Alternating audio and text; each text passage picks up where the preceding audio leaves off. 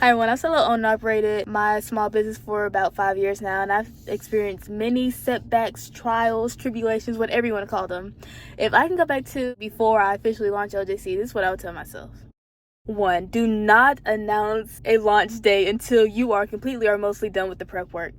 I hate to admit it, but there's been so many times when I've been rushing up until last minute, literally the day before, even the day of, trying to do last minute things for my launch. Before you even announce that date, you need to sit here and have your products. You need to have your products. If you need to package your stuff, you need to have stuff pre-packaged, if any. You need to have your shipping supplies.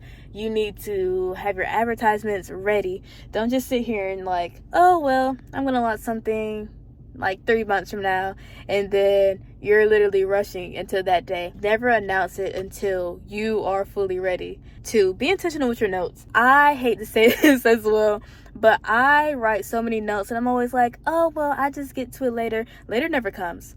There have been times when I need to note something in my inventory. I may not note it till 6 months later. And again, that sounds so sloppy of me, but it's the truth. So if you are really responsible with your notes, limit your notes. Never make something like your supply inventory a note because you're not going to get around to it. Do it right then and there, or leave it out so that you'll remember it.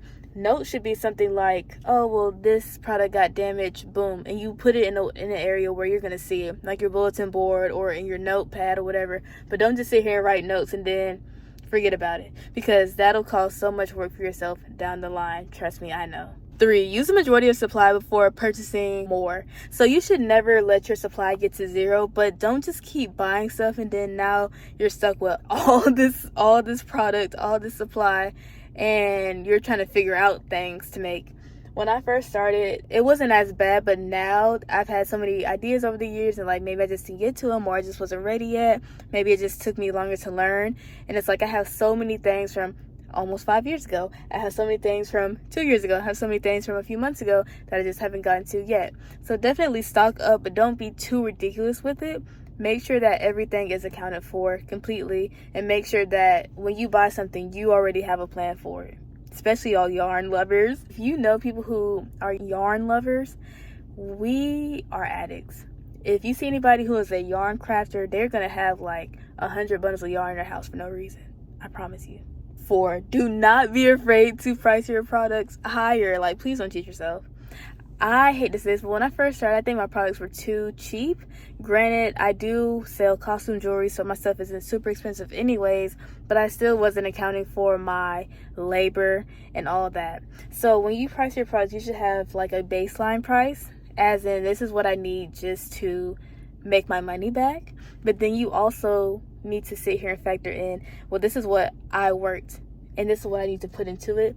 This is what I'm going to pay myself. This is what I'm going to pay my employees, whatever. Don't be afraid to price your products. Don't be ridiculous with it, but at the same time, it's not cheating your clients to sit here and price your stuff in a way that's respectful to your time and labor. As a small business owner, that's something you just have to learn and be real with yourself about. Lastly, spend more time on your branding. One thing that I am just now getting is my aesthetic. I spent so much time with logos that I didn't love. Like, they did the job, but it didn't say jewelry business. It didn't say Alexis. It was a good placeholder logo. And so when I finally figured out my aesthetic, it's like, well, everything made sense. But it took me a few years to get there. So one thing that you can work on is, even if it's not your final branding, really make sure that your name, your users, all of them are matching, they're cohesive, and they say whatever your small business is. If you are a jewelry maker, it needs to be obvious you are a jewelry maker. If you are a crafter, it needs to be obvious what type of craft you do. If you sell shirts or something, it needs to be obvious that you do that. But your stuff should not be mixed match. You have this username on YouTube, this username on TikTok, this username on Pinterest, this username on Instagram, and then when I look at your logo, I can't tell what you sell because it doesn't make sense. Everything should really match up, even if it takes you a while to figure out your aesthetic, especially like how you post your content. That's okay, but you need to at least have a baseline for like, this is what I'm aiming towards. Not just sitting here trying to figure out as you're going along, because again, that's something that your future self will have to work 10 times harder for. Hope you guys enjoyed this video, and if any of you guys can relate to any of this, let me know in the comments below. With that being said, I hope you guys have a great day, and also share any of your like funky tips or advice, whatever the case may be. But you guys have a great day. Bye.